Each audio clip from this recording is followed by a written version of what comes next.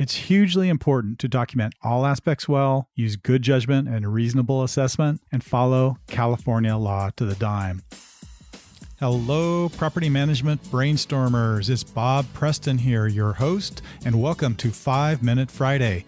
FMF is a mini podcast series where I offer my best tips and advice regarding questions I frequently get from property managers, real estate investors, and landlords. I do this every Friday in 5 minutes or less. So if you're new here, consider subscribing to get all my quick advice and updates, and let's get started with today's FMF.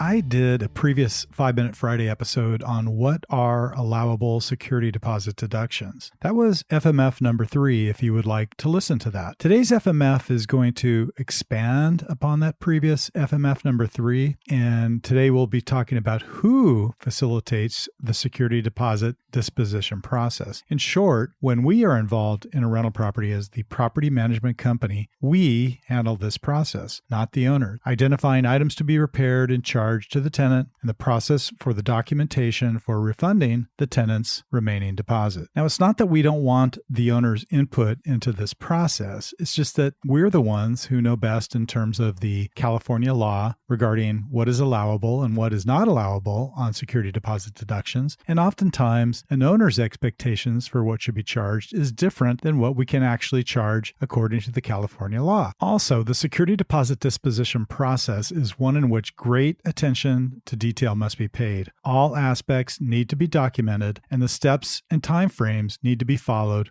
according to the California law. As I've previously mentioned on my podcast, all of my comments here today are within the context of the state of California. The documentation process starts when the tenant pays a security deposit at the move-in, and a move-in inspection is performed by our property management team. The details of the property condition are captured at this time on an inspection form known as MIMO, or move in, move out. The details and photos are captured room by room at the move-in, and then this document is saved until later when the tenant plans to move out. Of course, the tenant signs the document and is provided with a copy. The security deposit paid is held by us, North County Property Group, in our broker trust account. It's non-interest bearing and is for the duration of the tenant's lease and cannot be used for any other purpose except those provided in the lease agreement and allowed by the state of California pertaining to tenant charges and deductions.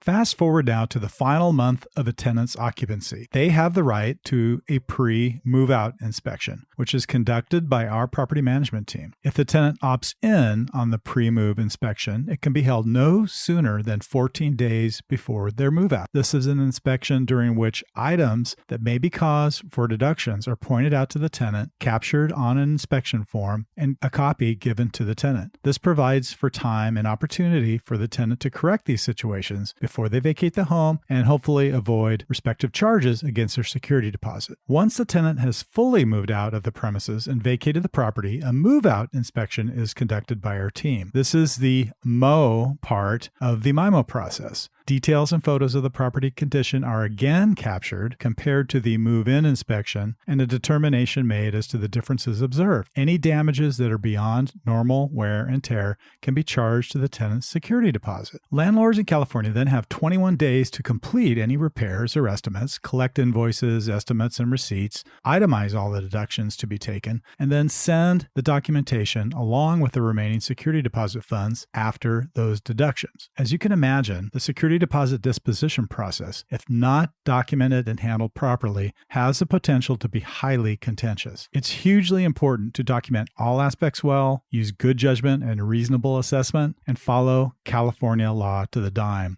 When you follow the steps and process carefully, there is rarely cause for concern. Situations I've observed or heard of that end up in small claims court are typically situations in which landlords cut corners in the process and documentation, or perhaps they try to charge things to the tenant that are simply not allowed. I have a lot of information on the entire security deposit process in the form of blog posts and other podcast episodes, which I will gladly provide the links for in the episode notes for this FMF. So check the notes for more information. That's it for this episode of 5 Minute Friday, TGIF, and we will catch you next time.